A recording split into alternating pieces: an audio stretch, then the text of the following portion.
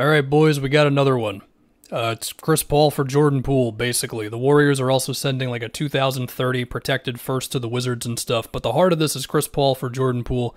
Although, actually, I should say, that 2030 pick, which we don't know the protections on right now, that could be a really damn good pick. It also just broke recently that the Wizards basically got 9 million second-round picks and a bunch of pick swaps for first-rounders in the Beal trade, and they got CP in the Beal trade, so now that turned to Jordan Poole in the 2030 thing, so it's starting to look a little better for the Wizards and their rebuild stuff and all that compared to, like, yesterday. Especially because a lot of those Suns swaps are at the tail end of this decade for the first round, and I know you're going to be waiting a minute, but you combine that with this Warriors pick, and there could be some good things down the road for the Wiz.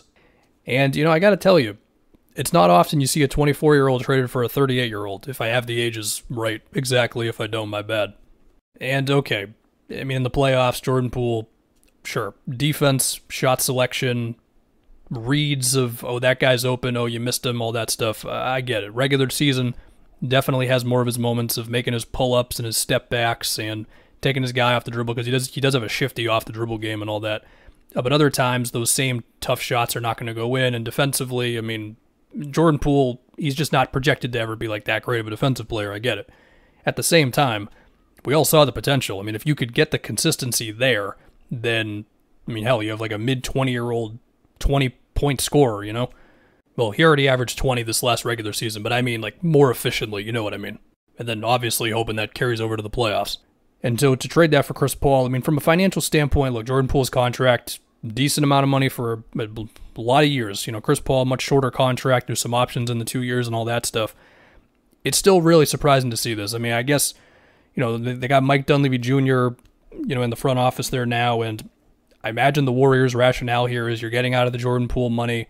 Chris Paul can be a stabilizing backup point guard who is still going to play minutes with the starters and all that. Sure, sometimes CP can make all of his 17-foot pull-up jumpers, and obviously he's going to make all the right passes. It's Chris Paul we're talking about. He can shoot, so there's that. And, of course, there's just the experience factor of it. I mean, it's Chris Paul and Steph Curry and Klay Thompson, and, I mean, Draymond declined his player option, but I imagine they want to bring him back because this move pretty much says we want to win right now. Shout out Kevon Looney as well. Like, I see the rationale, but the age, of course, that's the big thing, man. I mean, like, CP, we've seen him go down in the playoffs with hamstring stuff and whatever else. And, of course, we saw him in these previous playoffs just clearly not be the same guy like that. And so to bank on that at the cost of Jordan Poole, even with Jordan Poole's problems, man, that is something from Golden State, you know? Like, the other thing, too, when you think about CP on the Warriors, it's like, you know, the Warriors, they got their motion offense, right? Well, I imagine CP at this age probably doesn't want to be running around off ball like a crazy person.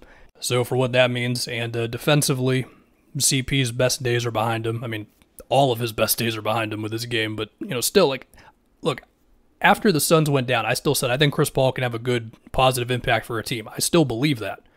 I just didn't think it was going to cost Jordan Poole in order for him to end up on a different team. And, I mean, now we got to think about Jordan Poole and the Wizards, and, I mean, sure, Poole, he's making north of $20 million per season for a good amount of seasons, but you have to pay somebody if you're the Wizards, because there is a salary floor.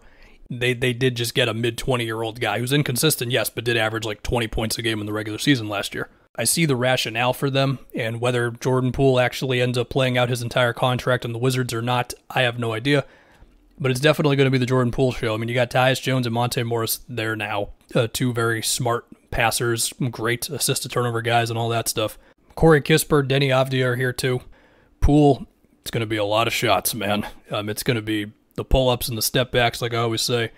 The biggest thing with Poole for me is always like just that he never forgets about his inside scoring potential, because, like, I mean, he's fast off the catch, he's shifty, he's got all that. Like, I get it. Sometimes he also sort of dribbles into traffic, doesn't notice the open guy in the corner. He's not perfect, I get it, but just don't forget about the inside scoring stuff. I mean, he got up to 5 free throw attempts per game in the regular season last year, you know?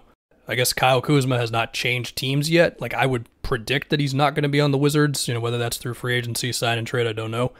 But yeah, man, this is a very surprising one to see from the Warriors, because I just would have thought that if Jordan Poole was moving, it would have been for not a 38-year-old, pretty much, even if I do understand how Chris Paul, sure, he can have an immediate impact and be the stabilizer, and I've already said all this, but, I mean, is Chris Paul going to hold up by game 40 of this upcoming season? I mean, he better, for their sake, you know?